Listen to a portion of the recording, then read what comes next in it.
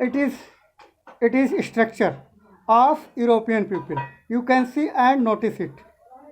क्या है ये सोशल जो था थ्री टाइप के मतलब यूरोपियन सोसाइटी जो थी three types in three form was divided like as a diversity. First was aristocracy.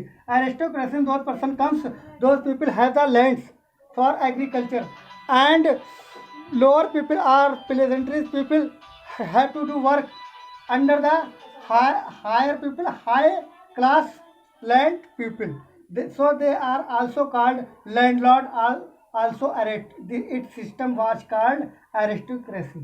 And second one thing, speak French. Royal person, this type people, high level people, so they speak French language. French language. अब ऐसा क्या था aristocracy में जो high class landlord जो थे ये लोग तो थे मतलब अमीर तबके थे, इनके पास भूमि के ये मालिक हुआ करते थे ज़मीन के. इनके यहाँ जो गरीब लोग होते थे किसान लोग होते थे इनके यहाँ आकर मजदूरी या एक तरीके की गुलामी के जीवन व्यतीत करते थे और इनके अंडर में काम करते थे और ये फ्रेंच लैंग्वेज इस्तेमाल करते थे. Less population. और अब भाई अमीर थे तो इनकी पॉपुलेशन कैसी थी? लेस पॉपुलेशन थी. अब ये कम लोग हुआते थे. अब अमीर है तो जाहिर से आज भी सोसाइटी में अमीर लोग कमी ही है पॉपुलेशन में. पैसा बेशक ज़्यादा लेकिन गरीबों की क्वांटिटी आज भी ज़्यादा. Family connected by marriage. इनकी फैमिली जो होती थी connected by family. Domination. Way of life was standard royal modern. इनका वे ऑफ लाइफ कैसा था? रॉयल था. अब भाई आज भी देखिए आपके मोहल्ले में दो चार मतलब हो तो रिच पर्सन हो तो आप उनका भी लाइफ स्टैंडर्ड देख लिए, अपना भी लाइफ स्टैंडर्ड देख लिए. जो हम आज की सोसाइटी से इसी तरीके से था उस समय यूरोप में जो एरिस्टोक्रेसी पीपल लोग जो थे. And they got all kinds of right. और उनको हर तरीके के अधिकार प्राप्त थे as they want. And second was the state of people in Europe, peasantry system. Under the peasantry system, those people are living background of them low class people. We can say very low class. मतलब इस तबके में से गरीब लोग थे like as a farmers. And they are lower people and poor people. So we can say also in quantity in more population. अब ये लोग गरीब हैं, कमज़ोर हैं, लोअर क्लास के लोग हैं बिलोंग करते, तो जाहिर सी बात है इनकी मेजॉरिटी जो है ज़्यादा होगी, अधिक लोग हैं. और अमीरों की मेजॉरिटी हमेशा कम थी, कम है और कम ही रहेगी. और गरीबों की मेजॉरिटी आज भी ज़्यादा ही दिखाई देती है आपको. During that time in Europe also majority of lower class people were very high and more. बहुत ज़्यादा थी, बहुत उच्च थी. And no rights but they have no any kind of right. लेकिन उनके पास कोई भी अपना अधिकार नहीं था. और but aristocracy type people have they all kinds of right. And for who has the landman? Aristocracy people were landman, landlord. And so lower class people had to do work and had to share their job, their service under the aristocracy and had to do work and had looked after the aristocracy's land. अब क्या होता था, ये गरीब peasantry लोग जो थे इनको हर तरीके की सेवा करनी पड़ती थी, हर तरीके की काम करना पड़ता था. किसके अंतर्गत? एरिस्टोक्रेसी लोगों के यहाँ तक था. और उनके खेतों को भी देखाबारी करते थे, सारी ज़मीन और सारा उसकी मनी जो भी पैदावार होती थी वो एरिस्टोक्रेसी पीपल रखते थे. और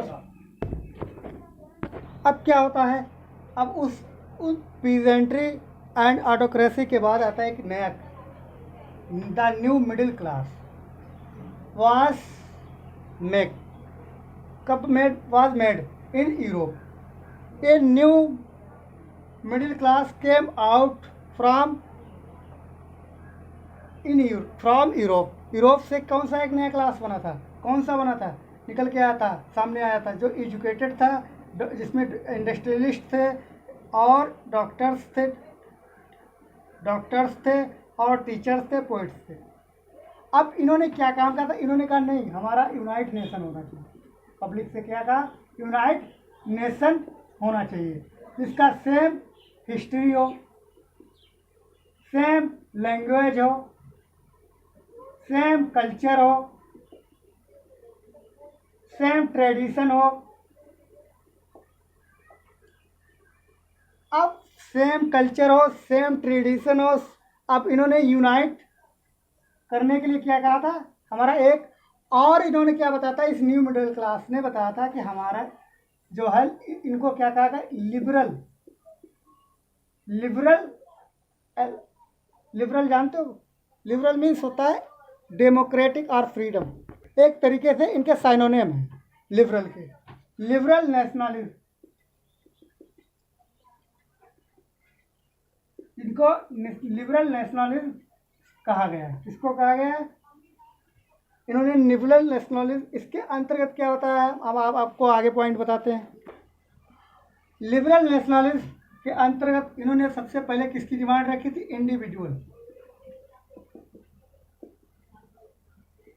इंडिविजुअल फ्रीडम, ऐसी हमारी इंडिविजुअल फ्रीडम हो, दिखावे कि नहीं। दूसरी चीज इक्वालिटी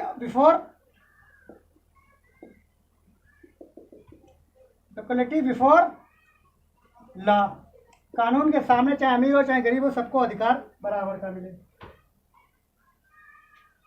कॉन्स्टिट्यूशनल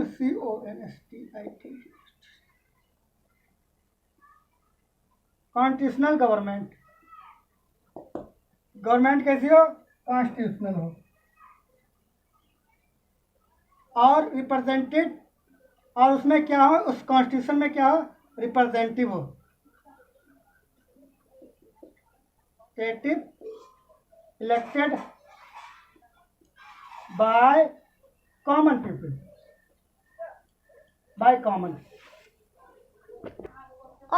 और इन न्यू मिडिल क्लास लोगों की, एजुकेटेड लोगों की सबसे बड़ी डिमांड क्या थी, एंड ऑफ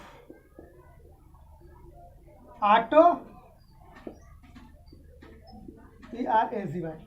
खत्म हो गया इसका, end of autocracy, you can see, end of autocracy, end of autocracy, new middle class people, liberal nationalism के अंडर इट। तो उन्होंने क्या कहा था कि हम ये ऑटोक्रेसी सिस्टम जो है इसको ख़त्म किया जाए, अब ऑटोक्रेसी सिस्टम को भी ख़त्म किया जाए। ये डिमांडें किसकी थी, एजुकेटेड पीपल्स की थी। जो एजुकेटेड पीपल में कौन कौन आते हैं, आप खुद समझदार हैं। During that time educated people establishment of Zollverein in 1832। अब क्या होता है कि एजुकेटेड पीपल ने एक एब्लिशमेंट किया था ज़ोलिवरीन का। इसमें ये कानून था एब्लिशमेंट टैरिफ बैरियर्स, और जो है उनको एब्लिशमेंट कर दिया गया था, किसका, जो टैरिफ बैरियर्स हुआ करते थे, और abolish 28 kinds of currencies abolished ended in 30 types. There was going on 30 types currencies were going on in the Europe. उस समय क्या होता है, यूरोप में 30 प्रकार की अलग अलग करेंसीज चल रही थी। करेंसीज मतलब डॉलर, रुपया, नोट, ठीक है, दिनार या रियाल, ये सब क्या करेंसीज आती है। ये इन सारी करेंसियों में उनमें 30 में 28 करेंसीज को क्या कर देगा, ख़त्म कर दिया गया।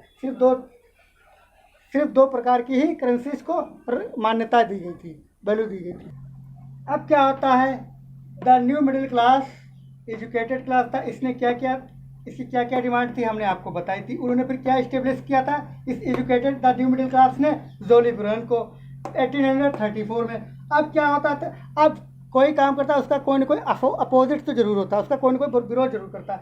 तब उस समय जो थे कंजर्वेटिज्म अपोज कर रहे थे, कंजर्वेटिज्म वर अपोजिटर और against of the new middle class people. जो जो कंजर्वेटिव जो थे, ये द न्यू मिडिल क्लास के अपोजिट थे, ये उनको पसंद नहीं करते, क्योंकि the new middle class supported to democratic type system, but conservative people liked or want to do system of monarchy. ये जो सिस्टम पसंद करते थे कंजर्वेटिव, ये मोनार्ची टाइप का सिस्टम पसंद करते थे। तो इसीलिए 1815 में एक ट्रीटी ऑफ वेना हुई थी। अब उसमें क्या हुआ था, बुर्बन वंश को उसका ख़त्म करके, किसका खात्मा करके, नेपोलियन का खात्मा करने के बाद में बुर्बन वंश का जो बादशाह जो होता है, मतलब किंग होता है, रूलर होता है, वहाँ फ्रांस में बैठा दिया जाता है। तो इससे क्या होता है, एजुकेटेड पीपल आते हैं, तो इससे उनमें नेशनलिज्म की भावना होती है, तो वहाँ पर मतलब पब्लिक जो है विरोध करती है। अब हम आपको इसके बारे में और जो डिटेल में है हम अगले वाले वीडियो में बताएंगे। तो आपको बच्चों हमारा ये देखने के लिए बहुत बहुत शुक्रिया आपको। So thanks for it to see and watch and notice to it, because you can also get the knowledge about the nationalism and European society. European society was divided in three parts. First was peasant aristocracy, second was peasantry, third was the new middle class. Okay, enough, thanks. मेरा channel जो है बच्चों like करना, पसंद करना और subscribe भी कर देना भाई। एक आध कमेंट, जैसा मैं बोलता हूँ कॉन्फिडेंस, लैक ऑफ कॉन्फिडेंस है या क्या है, जो भी हो आप हमें नोटिस। और हमारा, और आपको कोई भी टॉपिक आपको अच्छा लगे, फिजिक्स से, केमिस्ट्री से, बायो से, क्लास 10 तक हम आपका वीडियो उस पर बना के आपको दिखा देंगे। थैंक यू बच्चों, थैंक फॉर वॉचिंग।